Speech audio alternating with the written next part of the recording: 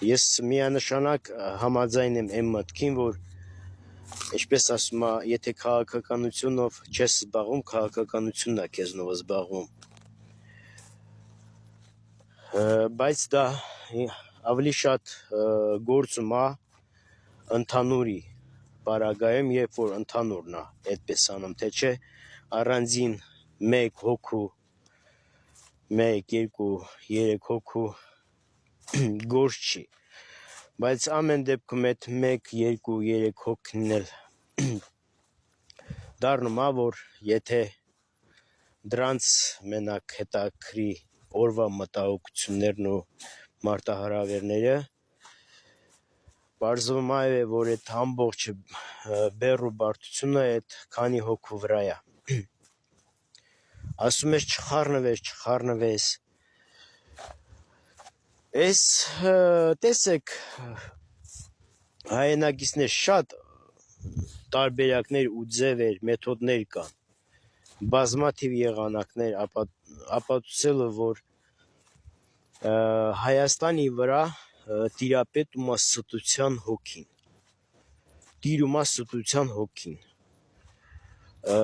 հանձինս, որ Հայաստանում եկած իշխանությանը, ովքեր որ գտնվում են իշխանության մեջ, ովքեր հանդիսանում են կառավարությունը։ Տեսեք, շատ ձևերով կարելի է, շատ մեթոդներով, եղանակներով, օրինակներով ապացուցած, որ սրանք ստության հոգով լցված դիվահարներ են։ Ինչպես բազմաթիվ եղանակներով ու պատճառներով, նույնպես էլ այս վերջի ամեն օր թարմացվող նորություններում, տեսեք, նա գալիս է, եկել է արդեն եկեղեցու փողերն է հաշվում, արդեն փողին է անդրադառնում, ու սա պատահական չի, գիտեք, մենակ Աստվածաշունչն է, որ բացահայտում է սատանայի, կարելի ասած, բոլոր երևույթները, բոլոր այդ չար հոգիները, այդ սատանայի այդ շունչը, այդ ներկայությունը, միայն ոչ մեկը այդպիսի չի բացահայտում, ինչպես Աստվածաշունչը։ Ու պատահական չի, որ այդ սատանայիստները, որ գալիս են նամանավանդ վերջերս եկել են Աստծո անունից, Աստվածաշունչից են խոսում, սաղմոսներ են կարդում, սրանք պատահական չի, որովհետև գերազանց էլ օգտվում են ժողովրդի անգիտությունից Աստվածաշնչի նկատմամբ, ժողովրդի Աստծո խոսքից հեռու լինելու հանգամանքից գերազանց օգտվում են, ախր դա գործակալներ են, ախր դա սատանայի հետ արդեն գործարք արածներ են, ու եթե դա միևնույն լիներ, Հիսուսը չէր ասի, որ այս աշխարհի զավակները ավելի խորամանկ ու խորագետներ են։ Հետևաբար սա այլ թեմա է, թե ինչքան սրանք գերազանց նախապատրաստված են ամեն ինչը, նախապատրաստված են եկել ու նախապատրաստված էլ ամեն ինչը իրենց ժամանակին անում են։ Գիտեք, Աստվածաշունչը երբ կարդում ես, տես մի հատ իրողություն չկա, որի մասին Աստվածաշունչը չհայտնի։ Այդպիսի դեպք եղել է, երբ ընդհանրապես մեկը ասի, դու ով ես, որ եկեղեցու փողերն ես հաշվում։ Դες չկա մեկը, որ հարց տա։ Ընդ որում ես տեսնում եմ, որ լրագրողների մեջ շատ խելացի հարցադրումներ անողներ կան։ Հա, դե ամեն հարցադրում հնարավոր չի արած, բայց մեկը ես պիտի հարցնեմ, չկա մեկը ասի, դու ով ես, որ եկեղեցու փողերին ես անդրադառնում։ ախր դա քո կառավարության փողը չի, դա կառավարության բյուջեն չի, դա եթե խոսքը վերաբերում է եկեղեցուն, դա Աստծուն է վերաբերվում։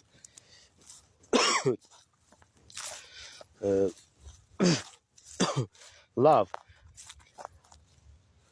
հիմա սա ինչ որ արել է քաղաքական դաշտում, ինչ որ արել է նյութական, ֆիզիկական աշխարհում մեր մահկանացու մարդկանց հետ, ասենք մինտեղ հասկանում ես, հաշտվում ես նրա հետ, որ Հայաստանի քաղաքացիները ընտրել են, նույնիսկ ասենք եթե մեծամասնություն չի ընտրել, Հայաստանի քաղաքացիների զգալի մասը ընտրել է, սա էլ սրանց հետ ինչ ուզում է անում է, ասենք թե այսպես հաշտվում ես, լավ Արցախը հանձնելուն, Արցախի ճակատագրի հետ ինչ որ արեց, թույլ տվեք առիթիդ օգտվեմ, հայտնեմ եւ շատ բարի կլինի, եթե ցանկացած այս թուրքամետների ականջին հասնի, որ երբեք ու երբեք Արցախցին իր տունը չի մոռանալու, ասեմ ավելին, քանի գնում է, քանի այս ամեն ինչը թեժանում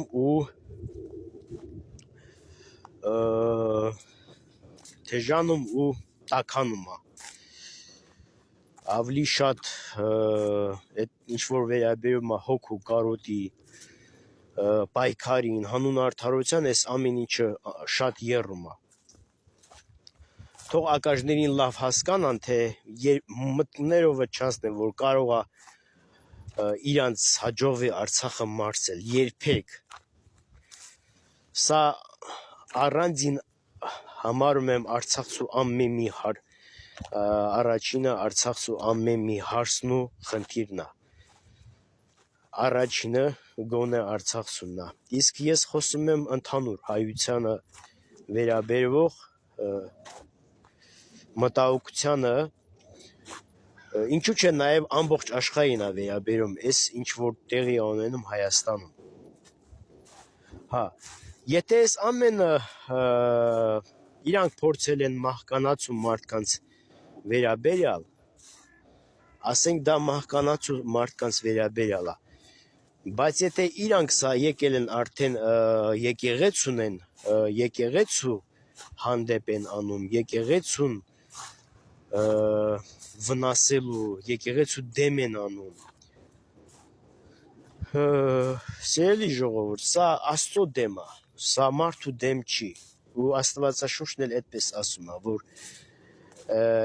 որ այն պատերազմը, այն պրոբլեմը, որ Աստծո մարդու հետ է, դա Աստծո հետ է, անձամբ Հիսուսը իր բերանով ասեց, ով ձեր աչքին, ձեր մատին կպավ, իմ աչքի բիբին է կպնում, դա Աստծո խոսնա, դա Հիսուսի խոստումն է, այնպես որ սա Աստծո դեմ է, ժողովուրդ ջան, ու ասեմ, որ եթե սա Աստծո դեմ է, ուրեմն սա արդեն սրանց վերջի մասին է խոսքը, որովհետև չի եղել պատմության մեջ, որ մեկը Աստծուն հակառակվի ու հաղթած դուրս գա, ինչ որ մնամ է իրանք առաքելական եկեղեցու հետևորդ են, այդ մենակ իրանք իրանց նմաններին մեկ էլ ում որ հարիվացնում են, նրանց կարան խաբեն, որ իրանք առաքելական եկեղեցու հետևորդ են կամ հետևորդ են, իրանք հետևորդ են մենակ սատանային, դա ես չեմ ասում, դա ապացուցում է Աստվածաշունչը, եթե ինքը ուզում է հակառակը ապացուցի, ուզում է ինքը հակառակը ապացուցի, թող աստվածաբան դառնա, հոգևորական դառնա, կարող է ինքը քաղաքագետ, քաղաքական գործիչ լինելով բոլորից Ավա Աստվածաշունչը մեկնաբանում։ Դրա համար է վերջերքս Մեսրոպ Մաշտոցի օրինակները բերում։ Ինքը իրան հարմար ինչ հակուստ ուզում է, հարմար է գտնում կարում է։ Հա։ Հիմա այս իրա արած այդ փողերի վերաբերյալ, որ անդրադարձավ եկեղեցում փողին հետաքրքիր է իրան փողը, որտեղից է, ուր է գնում, ինչ է անում։ Տենց դեպք եղել է, որ թեև սա Դավիթ թագավորի մատի կեսն էլ չարժե, մատն էլ չարժե, Դավիթ թագավորը եղել է, որ սատանան Դավիթ թագավորին գրգռել է եւ նա փորձել է հрьяաների զորքը հաշվի, թե ամբողջ հрьяաների մարդահամար անի, քանակը հաշվի, չեմ հիշում, եթե չեմ սխալվում, բոլոր հрьяաների թվականակը, մարդահամարը։ Ու նա հաշվեց, ու նախորդ մարգարեն ասեց, որ դա լավ բան չես անում։ Ու Դավիթ թագավորը, եթե չեմ սխալվում, չընդունեց այդ մարգարեին, հա ինչ որ է, եւ Աստծուն դա դուր չեկավ, ու դրա համար Աստված իրան նակազատ պատժեց։ 3 պատիժով, որով որ պիտի ընտրի ինքը։ 3 պատիժներից մեկը։ Ամեն դեպքում Աստված իրան դրա համար պատժեց։ Հիմա միթե սա Դավիթ թագավորից լավն է, ինքը ով է, որ փողերը հաշվի, եկեղեցուն որտեղից է գալիս, ուր է գնում, կամ բնականաբար ինքը վերահսկողությունից է խոսում, ինքը վերահսկել է ուզում։ Հա։ Հետո սա պարզա չէ, ինքը ում դիրքն է զբաղեցնում այստեղ։ Հələ դեռ չեմ ասի։ Պարզա, որ եկեղեցում լինի, թե թեկուզ եւ եկեղեցում շատ հավանական է, շատ հնարավոր է, որ ինչ որ մեկը փողը եկեղեցուն նվիրաբերվող կամ եկեղեցում պատկանող մեկը փողը յուրացնի, ինչպես Հուդան։ Դա հնարավոր է, ոչ մեկը չի բացառում։ Ինչ որ մեկը իր սեփական նպատակների համար օգտագործի, դա հասկանալի է, այդպիսի բան կարող է լինել։ Ես չեմ բացառում նաև առաքելական եկեղեցում, որ մարդիկ կարող է օգտվեն ու իրանց սեփական, ասենք, կոնկրետ չեմ ուզում ասեմ, եկեղեցու, առաքելական եկեղեցու գտնվող պաշտոնյա լինի, թե ով լինի, եկեղեցուն պատկանող փողը իր սեփական շահի համար օգտագործի։ Դա հնարավոր է։ Ու դա Հուդայի այդ դիրքն է։ Այդ եղել է Հիսուսի ժամանակ էլ։ Եթե տեղյակ չեք, Հիսուսի, այսինքն Հիսուսի ստեղծած եկեղեցու առաքելների մեջ հավաքվող փողը դա Հուդան էր պահում։ Եթե տեղյակ չեք, ասեմ, որ ավետարանը հայտնում է այդ մասի մեզ, որ Հուդան պահում էր առաքելների մեջ հավաքվող, այսինքն այդ Հիսուսի ծառայության համար հավաքվող փողը Հուդան էր պահում։ Եվ դրա համար նշվում էր, որ ինքը փողասեր էր։ Այսինքն չի նշանակում, որ ով որ փողը պահում է, նա Հուդայա կամ փողասեր է։ Հարցը այն է, որ տվյալ պահում Հիսուսի դեպքում այդպես է եղել, ինքը դրա համար է նախընտրել, թե ոնց այդ պաշտոնը, թե ոնց է եղել, ամեն դեպքում շատ ամենայն հավանականությամբ ինքը դրա համար է այդ փողը պահել եւ նաեւ այսպիսի դեպք կա որ ինքը ասել է ինչու այս բանը այս ինչ որ մի բան էր ջարդել այն ժամանակ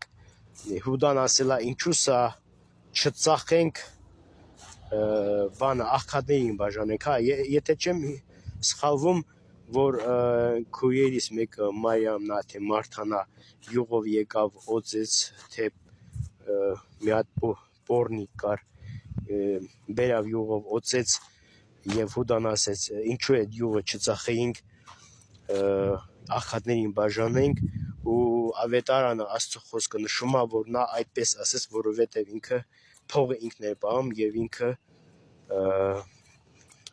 փողասեր էր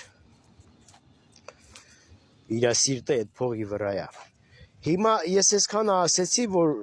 մեծ հավանականություն է որ նույնն էլ առաքելական եկեղեցում կարող է տեղի ունենալ այսինքն ստացվում է որ այս մարդը անունը չեմ ուզում տամ ոնց անես ախր այդ մարդը չի հասկանում որ ինքը այնպես անում որ ստիպվածս է անունը տալիս ինքը եկած մեր առօրյային խառնված մեր կյանքը խաթարած ոնց չլինի էլի ինքը մեր օրակարգում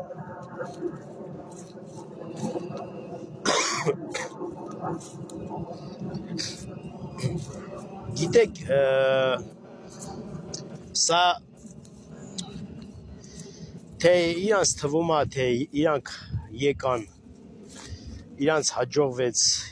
եկան մեր մեջում հայտնվեցին եւ իրանց սաղ նպատակները հաջողվեց դեռ հələ վերջում կերևա իրանց է թվում իրանք ինչքան մարդկանց կարողացան խաբել այդ դրանում մեջտեղ մենք ենք դուժվում ինչևից է պարզվում է որ այս ավազակախումբը այս հուդայականները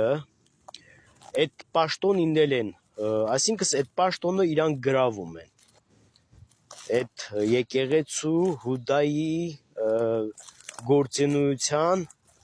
հնարավորությունները կարողությունները դիրքը պաշտոնը գրավում են որպեսզի ավելի պարզ լինի սկզբից բացատրեցի որ ամենայն հավանականությամբ առաքելական եկեղեցում կա այդ բանը կարող է լինել այդ բանը եթե առաքելական եկեղեցում կա այդ եկեղեցում պատկանող գումարի յուրացում անձի շահերի համար դա հուդայի դիրքն է դա հուդայի պաշտոնն է հուդայի գործն է այսինքն դավաճան է եւ այս մարդը բացահայտ է ասում է ես գալիս եմ այդ դիրքը գրավեմ ես գալիս եմ ես դրանով զբաղվեմ ես եմ դրա տերը ես եմ այդ եթե կա այդ գործը այդ այո գործը ճիշտ էլ ասեցի ուրեմն այդ գործով ես պիտի զբաղվեմ մարդը ֆակտ ասում է որ ինքը սատանա է հակա Քրիստոս է ինքը ասում է որ ինքը հուդա է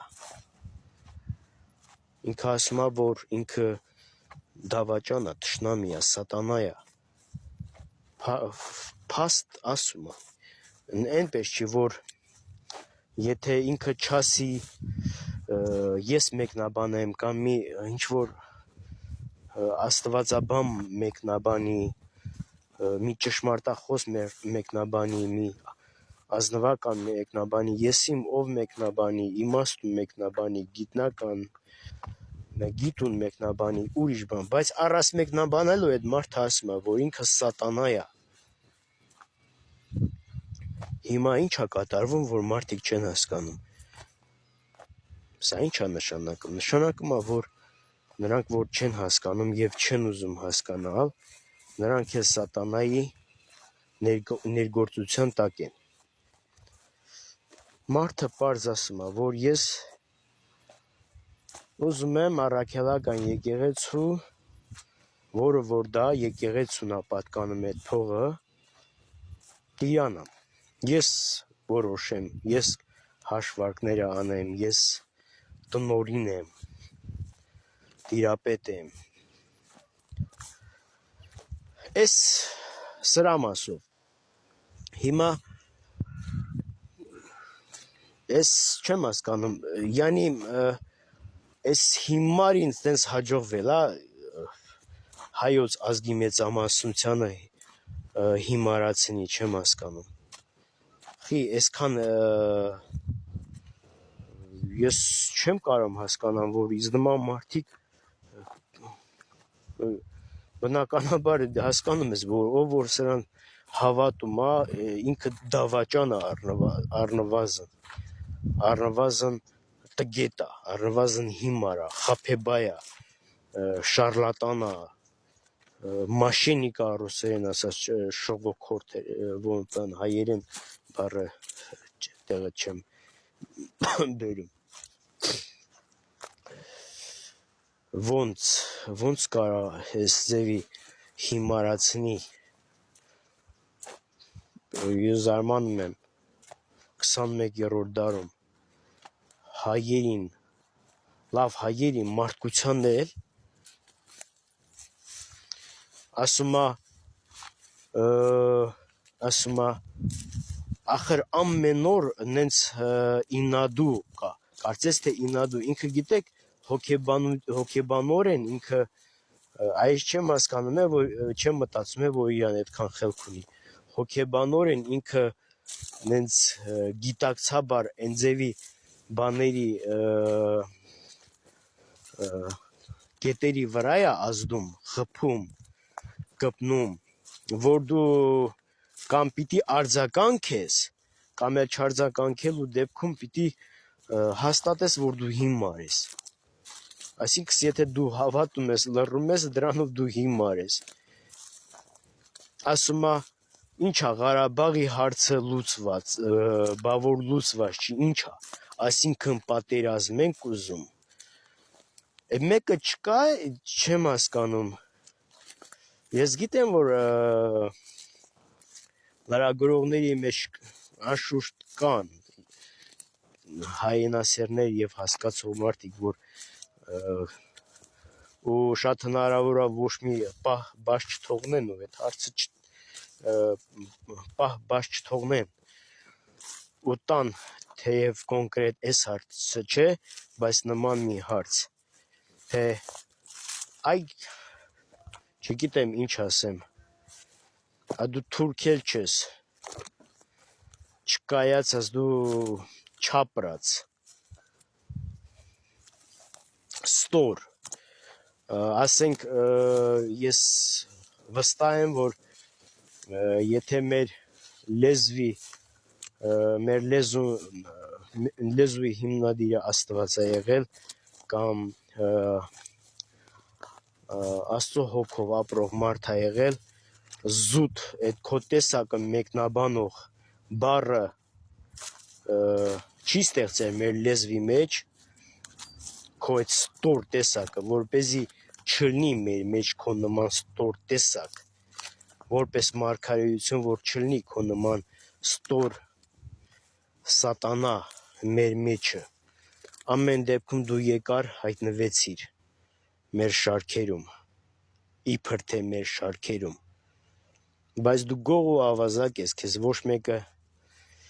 թույլ չի տվել, որ մտնես մեր տունը, գիտես են դու այն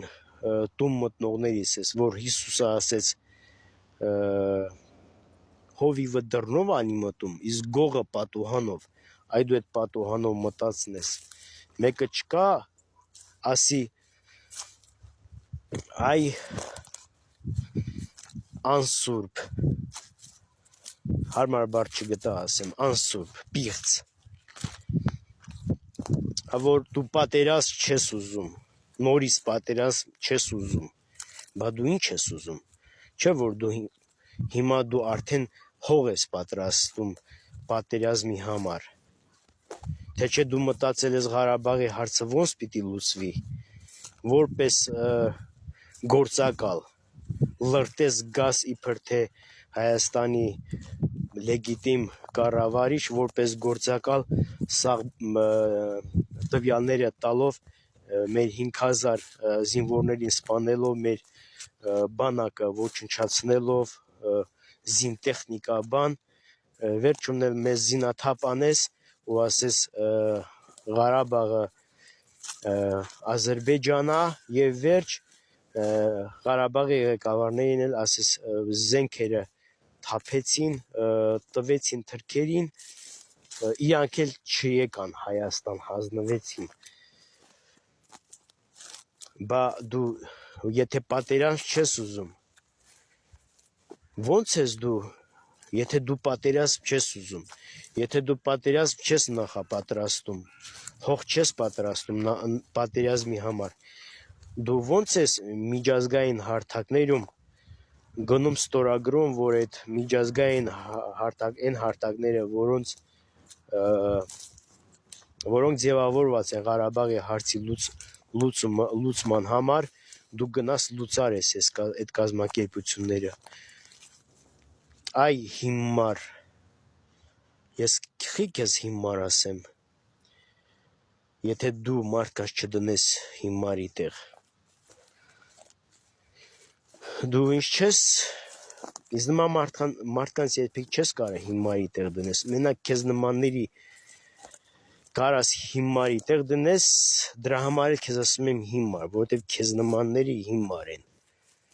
ով որ քեզ հավատում ան այ հիմար է դու եթե պատերազմ չես ուզում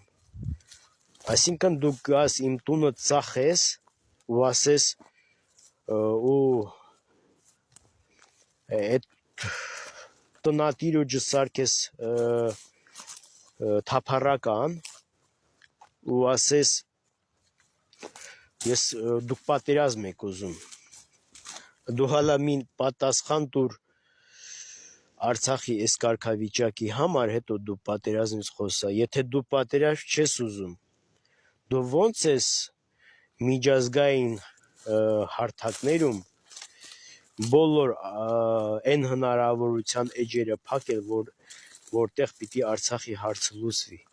եթե դու պատերազմ չես ուզում դու խի մինչև հիմա դիվանագետորեն մերժում ես բոլոր հնարավորությունները Արցախի հարցը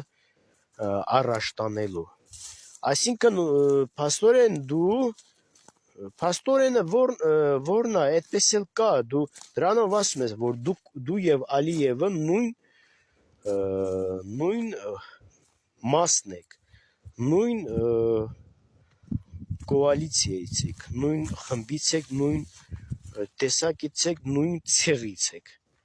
դուք նույն տերերի եք ծառայում, նույն նպատակը ունեք, ինչպես ինքն էր մտածում, որ Ինչպես ինքն էր համարել, որ Ղարաբաղի հարցը մենակ պատերազմով է,